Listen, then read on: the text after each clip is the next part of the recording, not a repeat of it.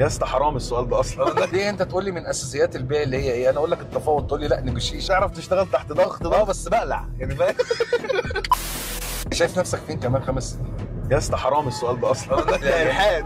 ليه اكون مقدم على اكونت عربي والانترفيو كلها تبقى بالانجليزي؟ هو مثلا انا رايح مقدم سيلز وصل لك، وانا ليه بقول سيلز؟ انا رايح اقدم مبيعات. الشركه هتبيع منتج مصري في مصر، تتعامل مع مصريين بس. ليه انت تقول لي من اساسيات البيع اللي هي ايه؟ انا اقول لك التفاوض تقول لي لا نيجوشيشن. ليه يا ابني يا عم هي يجي في الاخر مثلا يقول لك المرتب بتاعك هيبقى كذا، اقول له لا معلش هو اسمه سالري مش مهم. بس في اسئله مستفزه كده بتقعد تسالها لك، ايه نقطه ضعفك؟ انا اكيد مش هقول لك نقطه ضعفي العبها السوداء مثلا. اقول لك ليه؟ ايوه حرج اقول لك حاجه زي كده. وليه يقول لك تعرف تشتغل تحت ضغط ده بس بقلع يعني فاهم.